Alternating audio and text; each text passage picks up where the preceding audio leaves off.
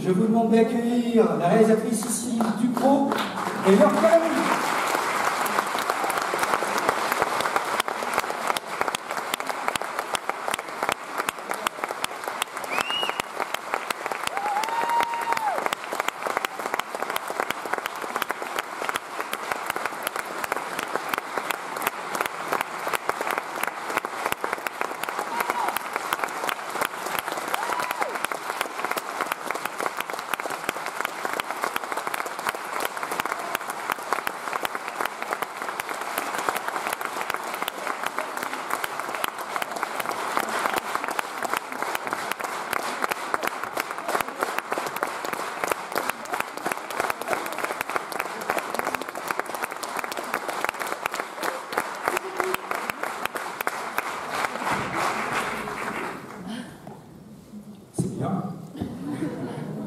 C'est émouvant. Et puis en plus, il y a toujours du cinéma derrière, c'est quand même bien fait, hein, festival, comme ici. Bon, vous n'avez pas aimé? Si. Je vais poser les premières questions et puis évidemment après je vous donne la parole parce que vous avez envie d'entendre ce que les gens, les spectateurs ont à vous dire. Je pose une première question à Cécile. La première question, elle est toute simple, mais elle est fondamentale. C'est d'où vient l'idée du film, comment est née cette idée, pourquoi vous avez voulu raconter l'histoire de cette femme? Je voulais raconter l'histoire d'une... parce que le film, c'est avant tout une femme qui se bat pour son fils. Et voilà, c'était quelque chose qui me tenait à cœur. Et puis après, il y a évidemment la prostituée qu'elle est. Et je crois que depuis toujours, il y a comme une image manquante en fait. C'est-à-dire que les prostituées font partie du paysage. Il y en a partout, il y en a dans les villes, j'ai toujours vu, j'ai l'impression d'avoir grandi avec, etc. Et de jamais, je me suis toujours posé la question comment elles vivent, qu'est-ce qu'elles font, etc. Et déjà, voilà. Donc j'avais envie, voilà, d'avoir, j'avais l'impression que ça faisait partie de mon paysage en fait. Et de relier ces deux thèmes qui étaient la maternité, une femme qui se bat pour son fils et en faisant ce métier peu ordinaire. Voilà. Laure, vous êtes une fois de plus magnifique. Voilà, je crois que tout le monde est d'accord. Oui. Et vous pouvez...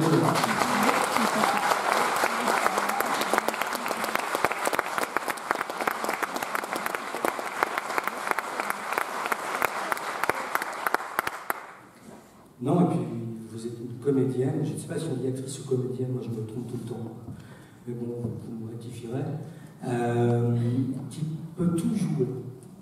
La comédie dans la tragédie, de la tragédie dans la comédie.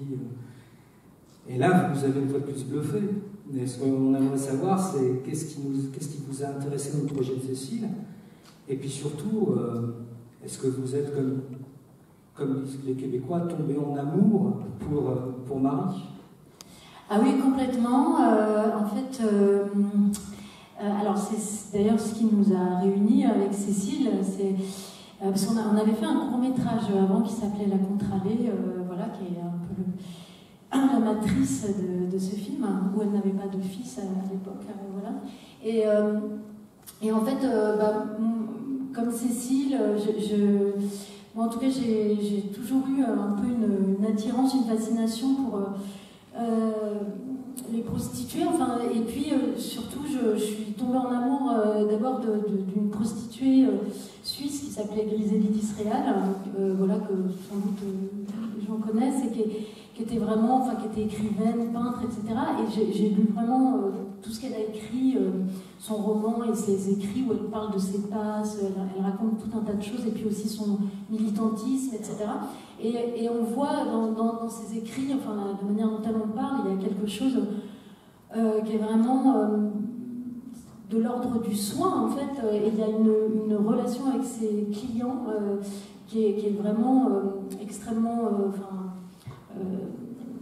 voilà, bouleversante et pas comme on imagine forcément. Enfin, en tout cas, il y a quelque chose d'une grande vulnérabilité, d'une grande fragilité de la part des hommes qui viennent, etc. Après, bien sûr, il peut y avoir enfin bref, là je dévie peut-être un peu, mais en tout cas, j'avais voilà, quelque chose. Mon imaginaire était déjà habité, en tout cas, par tout un tas de choses. J'aimais beaucoup Mama Roma de Pasolini, etc., les nuits de Cabiria de Fellini, etc. Voilà. Et c'est vrai que quand Cécile m'a proposé au départ le court-métrage, et après, évidemment, enfin, voilà, pour moi, c'était, je sais pas, réaliser un peu un rêve de pouvoir incarner une femme comme ça. Et surtout, j'adore vraiment l'angle, le regard de Cécile là-dessus, quoi, qui est de montrer que c'est un métier comme un autre. Je veux dire, au même titre que si on est militaire, on va tuer des gens, on peut se faire tuer, ou quand on est médecin légiste, on travaille avec des morts et tout ça, enfin, qui a une particularité, effectivement, mais qui a un métier comme un autre, et que enfin, si on le pratique librement, et que la précarité, elle vient du fait que ces femmes-là n'ont pas beaucoup de droits. Enfin, voilà. Enfin, bref, j'étais un peu longue, mais... Non, elle était longue, mais elle paie des impôts.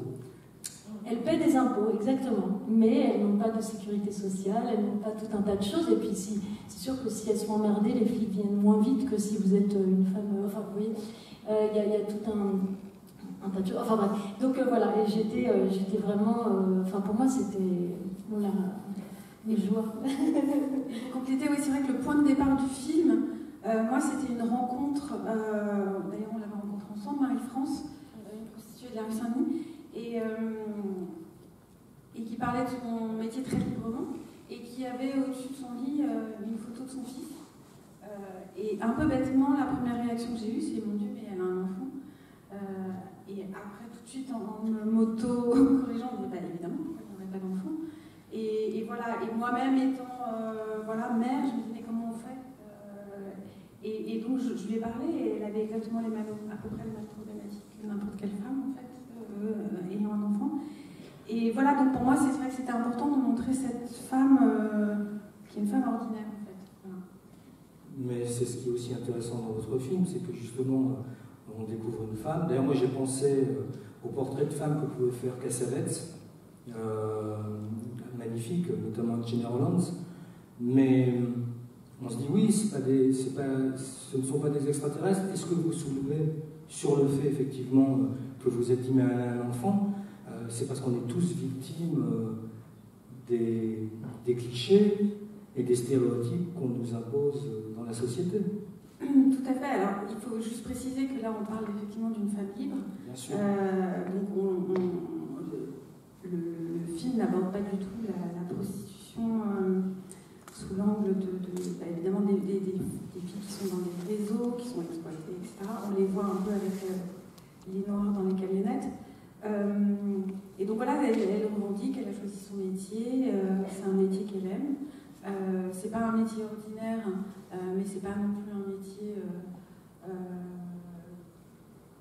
C'est pas non plus un métier extraordinaire non plus, c'est un métier presque normal, enfin je dirais normal. Et je ne sais plus ce que je voulais dire. Je me suis perdue totalement. Mais on y reviendra. Mais en tout cas, vous aviez fait ce court-métrage. Vous avez eu envie de poursuivre l'aventure avec Laure. Mais c'est ce cours qui vous a donné l'intuition, puisque a priori c'est une sorte de pré-film, c'est ça? En tout cas, l'origine du long-métrage? Non, effectivement, c'était le même personnage. J'avais écrit ce court-métrage à la suite de la rencontre avec Marie-France, et puis d'autres. J'avais des images aussi de prostituées noires dans des camionnettes que j'avais vues dans une banlieue à Lyon. Et donc j'ai écrit une histoire. Voilà, je me suis mis à la place d'une prostituée blanche qui exerce son métier un peu à l'ancienne et qui tout d'un coup est confrontée. Donc ça c'est plutôt pour le court-métrage, confrontée à la mondialisation. Et je voulais poursuivre parce que d'abord je voulais retrouver Laure et continuer parce qu'un court-métrage c'est court. Et puis aussi l'emmener ailleurs et lui donner un fils et voir ce qui se passait. Et après, c'était aussi Laure a apporté beaucoup de choses, enfin dans mon imaginaire, c'est que j'avais envie de la montrer comme une héroïne, enfin de quelque chose de très anodin, puisque c'est une femme ordinaire, et en même temps, voilà, de lui mettre un imperméable doré, de l'avoir traversé la ville, de l'avoir se battre, prendre sa voiture, chercher de l'argent, fouiller, voler, se battre, hurler, crier, pleurer, chanter, danser, et voilà, de mettre tout ça et de mettre vraiment du cinéma. Et aussi parce que aussi la rencontre avec l'homme, ça s'inscrivait aussi dans un... Tu parlais tout à l'heure de Mama Roma et des Nuits de Cabiria de Fellini, mais c'est vrai que le personnage de la prostituée est un personnage très emblématique du cinéma, et voilà, de nous confronter à ça aussi, ça m'amusait. Ça m'intéresse. Est-ce que vous avez une première question à ça? Oh mon Dieu. Je ne peux pas imaginer que vous n'en ayez pas, vu l'accueil que vous avez réservé au film. Bonjour, merci pour toute cette émotion, notamment quand Marie apprend que son fils est pris à l'école. Enfin, moi, ça m'a attiré les larmes, c'était vraiment très fort. Moi, je voudrais vraiment parler de cette relation mère-fils, de toute la pudeur, je trouve, qu'il y a. C'est pour autant, je trouve, une histoire d'amour d'une mère pour son fils, mais sauf erreur de ma part, elle ne lui dit jamais « je t'aime ». Alors je voulais savoir si c'était volontaire ou si c'était justement pour cette pudeur encore plus extrême. On sent l'amour de la mère, mais pour autant, alors elle le montre, mais elle ne le dit pas. Et voilà, donc je ne sais pas si c'est volontaire ou pas, mais je vais peut-être trop loin, hein, tout simplement. Mais... Vous me scotchez.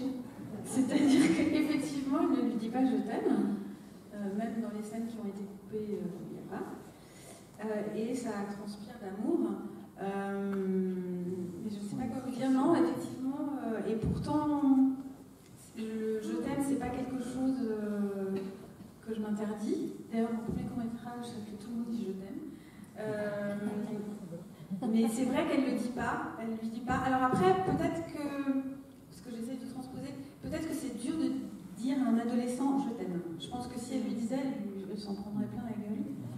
Parce que les ados, voilà, de 14 non, il avait 14 ans, il a 17 ans, mais voilà. C'est plus quelque chose qu'on dit, je pense, qu'on trouve aux petits, peut-être plus. Mais effectivement, c'est très juste, c'est-à-dire que moi, c'est une histoire d'amour, c'est une histoire d'amour d'une mère avec son fils et d'une mère toute seule. Et aussi, il n'est pas question d'amour, c'est-à-dire que cet amour pour son fils prend tellement de place que je ne parle pas du tout de l'amour qu'elle pourrait avoir pour un homme, d'ailleurs. Ça, c'est autre chose. Oui. Ouais. Bon, puis je pense qu'il y a, il y a aussi, tu parles des petits, mais moi je pense qu'il y a des familles où on ne se le dit pas, quoi. Enfin, moi personnellement, on ne se le dit pas. Et moi je trouve ça assez beau, en fait. Enfin, je trouve que. Bon, on imagine que. Non, elle lui dit pas, mais tout ce qu'elle fait. Ah, bah oui, non, tout ce qu'elle fait le dit, bien sûr. Mais... Elle se bat bien quand même. Ah, bah, elle se bat comme. Ah oui. Comme une lionne. Comme une lionne, quoi. Enfin, jusqu'à se faire piétiner la gueule au dernier degré. Enfin, c'est vraiment. Non, c'est fou, quoi. Oui, c'est vrai que moi je voulais montrer un personnage en mouvement tout le temps, parce que je trouve ça beau. Et c'est vrai que j'avais toujours, quand je parlais du film avant qu'il existe, cette image d'une femme, on lui ferme la porte, elle va rentrer par la fenêtre, elle va mettre le pied dans la porte et elle revient et elle n'abandonne jamais jusqu'à la fin. Et elle se trompe aussi énormément, beaucoup. Elle se trompe d'abord en volant, évidemment, parce que ce n'est pas bien. Mais aussi, elle se trompe parce qu'elle ne voit pas que son fils, lui, est en train de faire son propre chemin. Elle a tellement le nez collé. Voilà, c'est un peu comme... Je pense qu'on a tous ça, quand on veut tellement quelque chose, on oublie de voir le reste et elle ne voit pas qu'en fait, il est en train de voler de ses propres ailes tout seul. Mais c'est quand même quelque chose qu'elle lui communique, parce qu'en fait, elle n'arrive pas à lui payer ses écoles, mais finalement, elle arrive à lui transmettre cette volonté, son énergie et son amour de la vie. Et ce garçon qui, tout d'un coup, était un peu en perdition, voilà, il a quand même réussi à trouver une place tout seul. Et voilà, et tout d'un coup, elle s'en rend compte. Et voilà. Une question ? Bonjour, merci beaucoup pour ce magnifique film, en effet, moi qui m'a scotché. Merci à Laure aussi pour son interprétation et notamment pour la détermination de cette mère qui n'a de cesse de grandir dans tout le film. J'aurais simplement souhaité, je n'ai pas de question, rebondir sur ce que disait monsieur. Mon fils, qui a à peu près l'âge du vôtre dans le film, me disait la semaine dernière « Maman, il n'y a pas d'amour, il n'y a que des actes d'amour ». Et je pense que c'est ce que j'ai vu cet après-midi. Merci. Voilà, c'était la bonne réponse. Alors, une autre question. Vous avez l'heure. Ça donne envie de connaître votre fils. Merci beaucoup pour ce film. J'avais l'action sur le titre parce que Marie a un vocabulaire très fleuri. Et puis c'est une dame du monde, donc je voulais avoir votre... Le titre est venu assez tôt. Alors c'était aussi que dans une précédente version, parce que donc c'est mon premier film, et il faut savoir que c'est un peu compliqué de faire des premiers films toujours. Voilà, le scénario et le film a beaucoup évolué entre la première version et ce que vous voyez là. Et au départ, elle allait non seulement en Allemagne, mais elle allait aussi à Dubaï. Bon, voilà. Donc c'était une femme du monde. Et aussi, c'était pour jouer sur ce qu'on disait, voilà, on appelait avant les prostituées les femmes du monde. Et je trouve que ça lui va bien parce qu'elle traverse la frontière, elle va en Allemagne, c'est pas très loin, mais on sent qu'elle pourrait aller jusqu'au bout du monde pour son fils, quoi. S'il fallait aller, je sais pas où, elle irait, quoi. Donc cette ouverture, alors qu'elle est finalement à Strasbourg, dans une ville de province, etc., finalement elle a une ouverture, elle a ça en elle, dans son énergie, dans son mouvement, dans ses yeux. Je trouve que c'est un beau titre. Ouais. Et attends, pour les prostituées, on disait une femme du monde, non? Ah, mais je ne savais pas. Non, parce que pour moi, c'était une femme de la haute, allait justement faire un truc sur. Je vais vérifier là, tu oui, parce que du coup, pour moi, c'était justement, enfin, la nobir, enfin, je ne sais pas comment dire, mais quelque chose. Non, pour moi, une femme du monde. C'était des mondaines. Des mondaines, mais pour moi, une femme du monde, c'est une expression pour dire quelqu'un de la haute, un peu, enfin, une aristocrate ou quelque chose comme ça. Mais ce qui est beau, c'est qu'avec je lève un lien. Il y a quelqu'un. Ah, quelqu'un va nous répondre. Ah. On les appelait les demi-mondaines. Voilà, c'est ça, Ah, les demi-mondaines. Mais une femme, on va vérifier. Toujours est-il. On vous tiendra au courant. Du monde, non, personne n'a la notion que ce serait pour dire. Si, il y a toujours est-il que ce qui est beau, c'est que justement, le titre a plusieurs significations et c'est un titre à miroir. Enfin,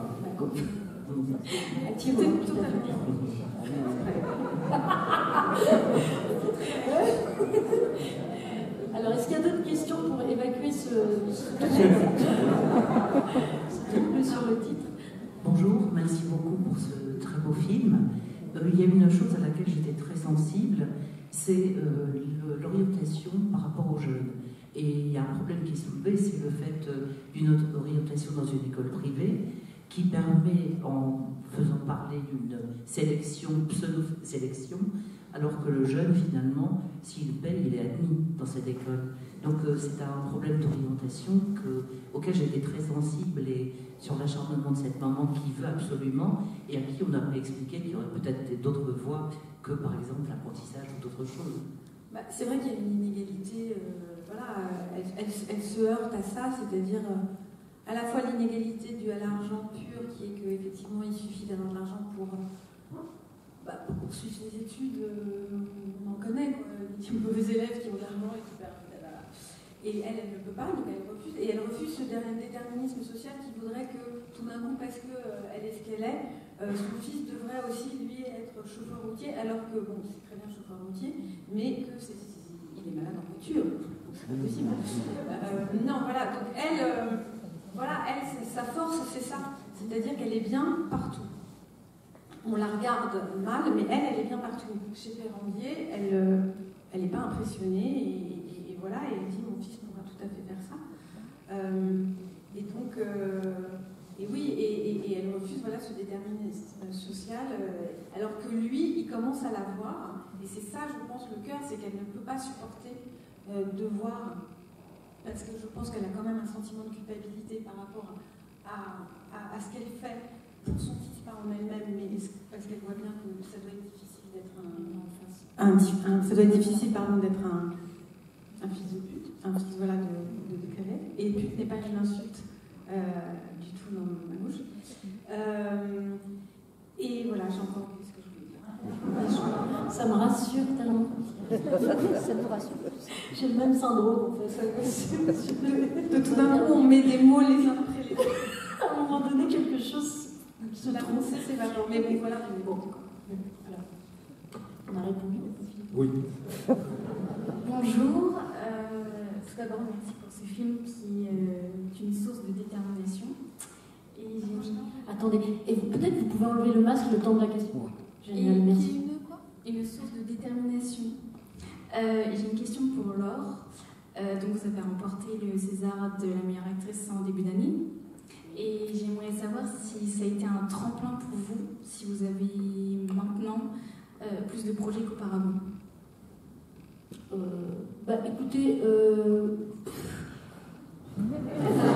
pendant que tu réfléchis, moi je veux dire, le César du meilleur court-métrage, ça m'a servi à rien. J'ai mis 5 ans pour faire ce film. Et j'avais beau arriver chez les prix à j'ai eu le César, personne n'avait rien à faire. Petite parenthèse. Voilà. Mais je pense que pour une actrice, c'est pas la même chose. Oui, non, alors après, j'ai dû. Disons que peut-être que là, je reçois, oui, un peu plus de scénarios, mais peut-être d'horizons plus.